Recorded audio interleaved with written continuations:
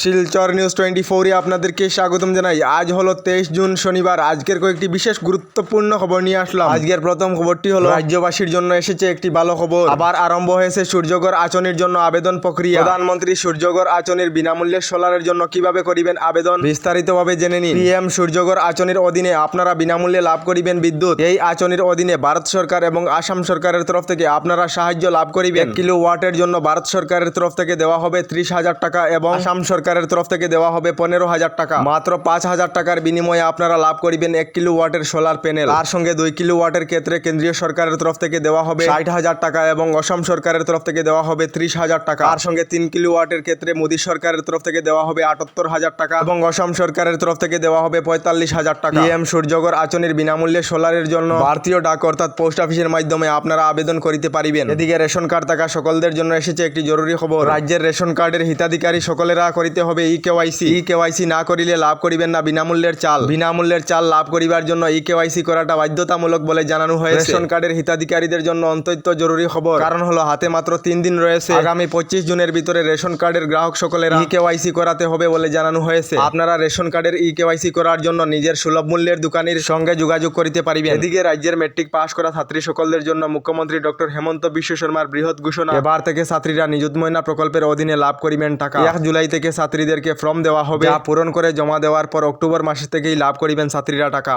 এদিকে দেশেতে মূল্য বৃদ্ধি নিয়ে একটি রিপোর্ট এসেছে। রিপোর্ট অনুযায়ী দেশেতে খাদ্যবস্তু সহ আরো বিভিন্ন বস্তুর মূল্য বৃদ্ধি হবে। বিশেষ করে তেল, সাবান সহ আরো বিভিন্ন বস্তুর মূল্য ইতিমধ্যে বৃদ্ধি করা হয়েছে। এদিকে দেশেতে মূল্য বৃদ্ধি নিয়ে জনতার মধ্যে হাহাকার পরিস্থিতি রয়েছে। তারপরও আরো বিভিন্ন বস্তুর মূল্য বৃদ্ধি হবে বলে খবর এসেছে। এদিকে বৃষ্টি থেমে যাওয়ার ফলে বরাক উপত্যকার 3টি জেলায় বন্যার পরিস্থিতি কিছুটা উন্নতি হয়েছে। বৃষ্টি থেমে যাওয়ার ফলে করিমগঞ্জের সিংলা নদীর জল বিপদসীমার নিচে চলে এসেছে। এদিকে কুশিয়ারা এবং লঙ্গাই নদীর জল দ্রুত গতিতে কমিতেছে। বৃষ্টি থেমে যাওয়ার ফলে কাটাখাল এবং বরাক নদীর জল দ্রুত গতিতে কমিতেছে। তবে নদীগুলির জল কমে থাকা সত্ত্বেও বরাক উপত্যকার 3টি জেলার একাংশ এলাকা বন্যার কবলে রয়েছে। এদিকে আবহাওয়া বিজ্ঞান কেন্দ্রের তরফ থেকে অসম সহ উত্তর পূর্বাঞ্চলের রাজ্যগুলির জন্য সতর্কবাণী জারি করা হয়েছে। আগামী 5 দিন পর্যন্ত অসম সহ উত্তর পূর্বাঞ্চলের রাজ্যগুলিতে ভারী বৃষ্টিপাতের সম্ভাবনা রয়েছে। এদিকে বরাক উপত্যকায় ভারী বৃষ্টি এবং বন্যার পরিস্থিতির সময়ে বিভিন্ন খাদ্য সামগ্রী এবং শাকসবজির মূল্য খুচরো বাজারে অনেকটাই বৃদ্ধি হয়েছে। বিশেষ করে কাঁচামরিচের মূল্য প্রতি কেজি 400 টাকার উপরে চলে গিয়েছে। এদিকে দেশের কোটি কোটি দরিদ্র এবং মধ্যবিত্ত লোকেদের জন্য এসেছে একটি ভালো খবর।